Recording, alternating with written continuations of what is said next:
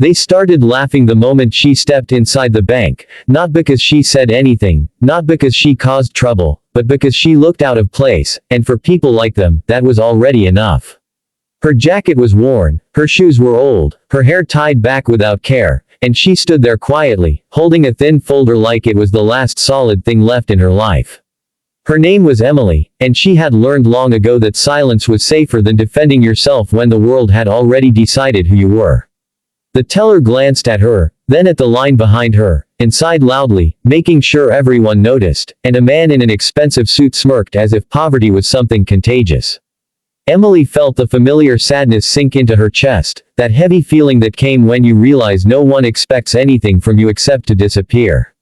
She had slept in shelters, on buses, sometimes under open sky, not because she was careless, but because life had taken everything piece by piece, first her parents, then her home, then her sense of belonging.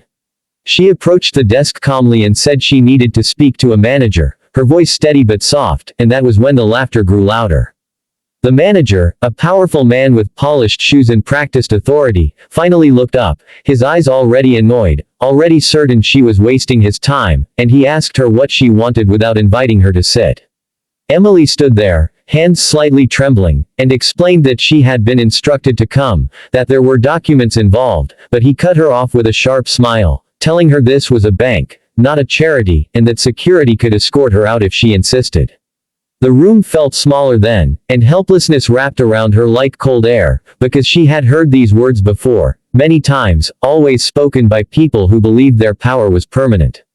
She could feel eyes on her back, feel judgment pressing in, and for a moment she wondered if coming here had been a mistake, if hope had tricked her again. But then she remembered the letter, the careful wording, the lawyer's voice on the phone telling her to be patient, telling her to bring everything she had, even if it seemed meaningless.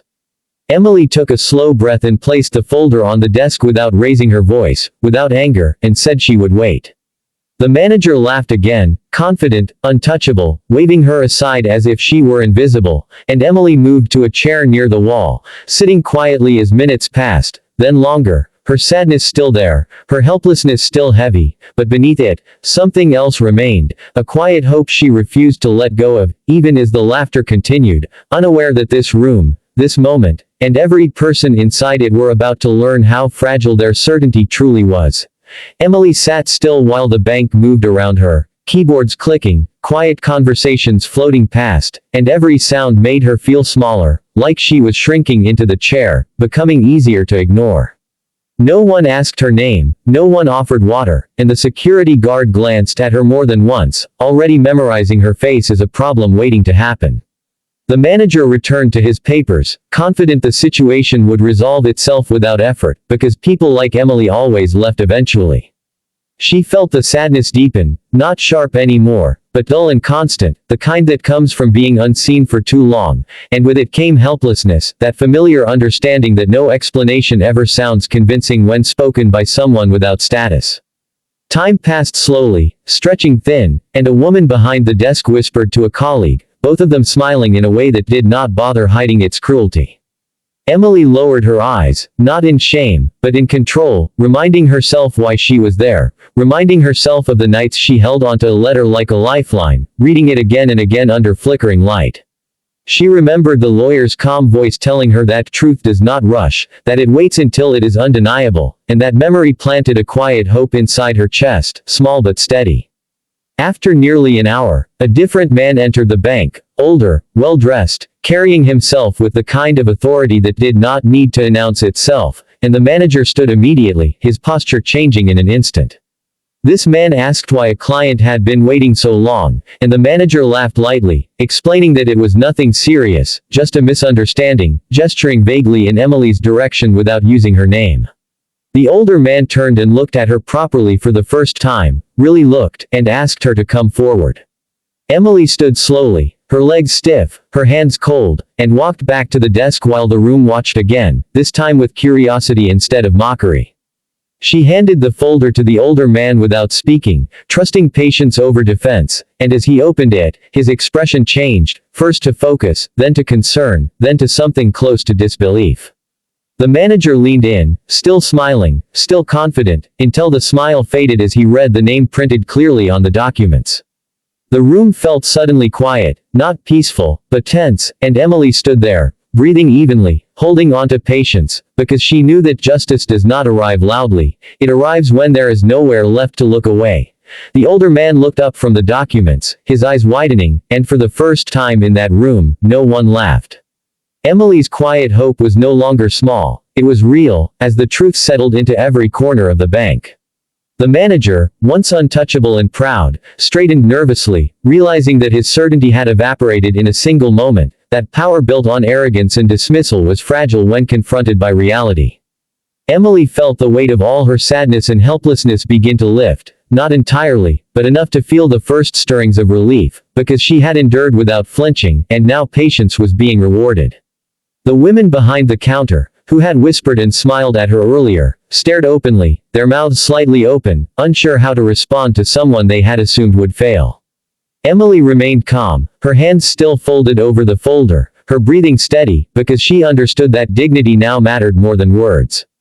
The older man spoke softly but firmly, explaining that she was the sole heir to a significant inheritance, a fortune she had no idea she possessed until now, and as he laid out the details, the manager's arrogance collapsed like a house of cards. The whispers turned to stunned silence, and then people began murmuring to each other, realizing that the girl they had mocked, the one they had dismissed as nothing, had suddenly changed the entire dynamic of the room. Emily's sadness and helplessness were replaced by quiet amazement, her hope blooming into certainty, as she realized that life could shift in ways no one expects, that patience and resilience could quietly command respect without shouting, without demanding. The older man gestured for her to sit, to discuss the legal steps, and she finally allowed herself a small, steadying breath, feeling the slow, satisfying pulse of justice, not loud or dramatic, but undeniable. The manager's face was pale, the security guard's posture rigid, and the whispers behind the counters spoke volumes, all of them acknowledging, without words, that Emily had arrived exactly where she was meant to be, not through force or anger, but through quiet endurance, patience, and the unwavering belief that her life was not over. And in that moment, as the sunlight streamed through the bank's windows, glinting off polished surfaces, Emily realized that humiliation, injustice, and years of suffering could be overturned, not by yelling or confrontation, but by surviving long enough, and quietly enough, to let the world finally recognize the truth. The room remained silent as Emily listened to the older man explain the inheritance and her new responsibilities, and for the first time, she felt a calm settle over her, not triumph, not excitement, but a quiet understanding that life had finally shifted in her favor.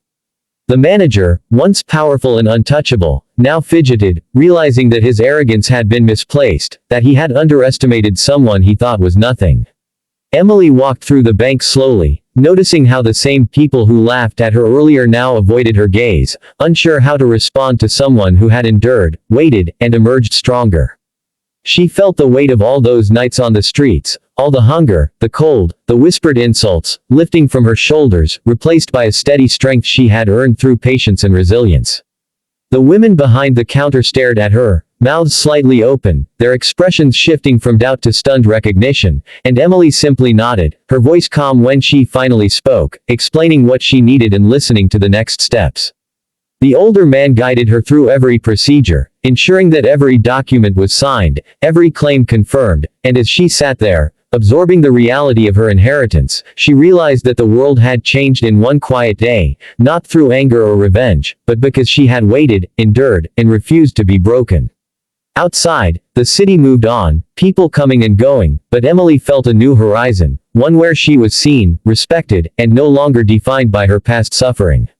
And though the memories of ridicule, sadness, and helplessness would never leave her entirely, they no longer controlled her, because she had discovered that patience, quiet strength, and perseverance could overturn even the most entrenched injustice. Walking out of the bank, documents in hand, Emily held her head high, feeling an unexpected, almost surreal justice, a truth so undeniable that even those who had mocked her could no longer ignore it, and in that moment she knew, with absolute certainty, that surviving the dark days had led her exactly where she needed to be, not by chance, but by endurance, courage, and the quiet power of waiting for the world to finally recognize her.